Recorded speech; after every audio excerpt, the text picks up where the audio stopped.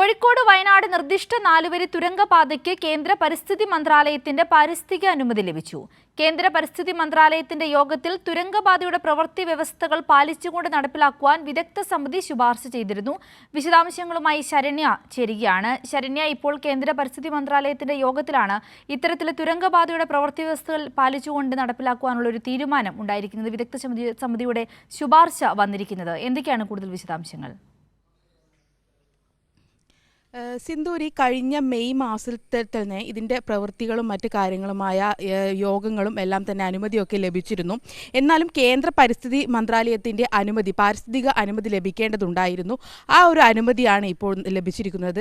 കേരളത്തിൻ്റെ തന്നെ ഒരു സ്വപ്ന പദ്ധതി എന്ന് തന്നെ ഇതിനെ നമുക്ക് പറയാൻ വേണ്ടി സാധിക്കും. കാരണം വർഷങ്ങളായി വയനാട്, കോഴിക്കോട് ഉള്ള ജനങ്ങളുടെയൊക്കെ ഏറ്റവും വലിയ ഒരു ആവശ്യമായിരുന്നു ഇത്തരം ഒരു തുരങ്ക പാത ഉണ്ടാവുക എന്നുള്ളത്.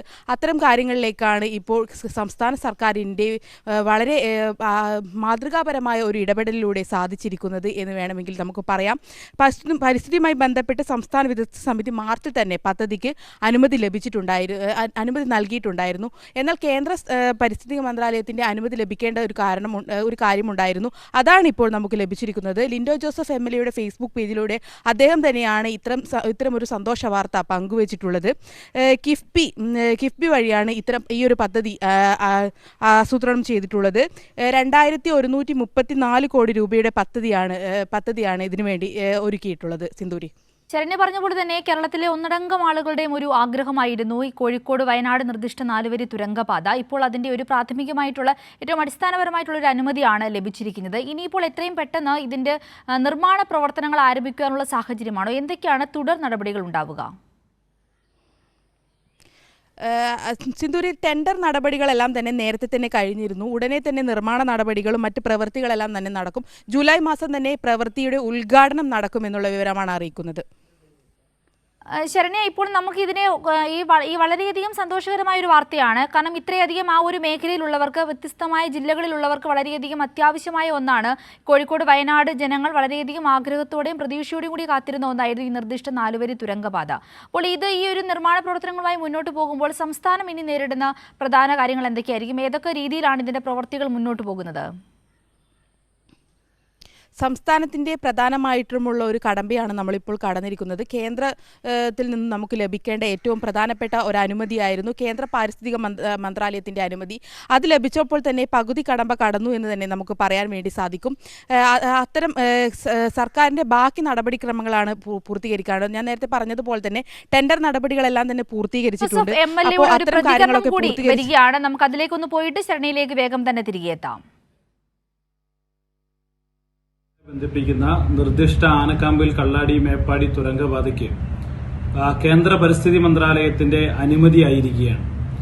മെയ് 14-15 തീയതികളിൽ ചേർന്ന കേന്ദ്ര പരിസ്ഥിതി മന്ത്രാലയത്തിന്റെ യോഗത്തിൽ നമുക്ക് അന്തിമാനുമതി നൽകുന്നതിനുള്ള ശുപാർശകൾ നേരത്തെ നൽകിയിരുന്നു. അതിന്റെ ഭാഗമായിട്ടുള്ള അന്തിമമായ ഉത്തരവ് എൻവയോൺമെന്റൽ ക്ലിയറൻസ് EC നമുക്ക് ലഭ്യമായിരിക്കുകയാണ്. ജൂലൈ മാസം അവസാനത്തോടുകൂടി ബഹുമാനപ്പെട്ട മുഖ്യമന്ത്രി തന്നെ പ്രവൃത്തിയുടെ ഉദ്ഘാടനം നിർവഹിച്ച് നമുക്ക് നിർമ്മാണ ഘട്ടത്തിലേക്ക് കടക്കാൻ വേണ്ടി കഴിയുന്ന സാഹചര്യമാണ് ഇപ്പോൾ ഉള്ളത്. ശരണ്യ, ഇപ്പോൾ ശരണ്യ പറഞ്ഞതുപോലെ തന്നെ ജൂലൈ മാസം അവസാനത്തോടുകൂടി ഇതിന്റെ നിർമ്മാണ പ്രവർത്തികൾ ആരംഭിക്കുമെന്നാണ് ജിൻഡോ ജോസഫ് MLA നമ്മളോട് ഇപ്പോൾ പറഞ്ഞിരിക്കുന്നത്. എന്തൊക്കെയാണ് ശരണ്യ, തുടരൂ.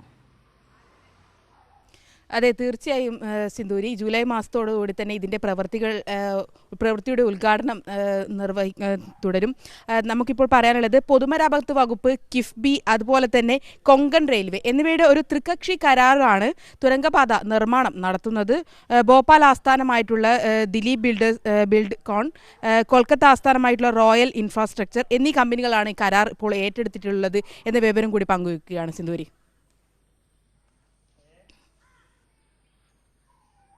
അതെ, വ്യക്തമാണ് ശരണ്യ.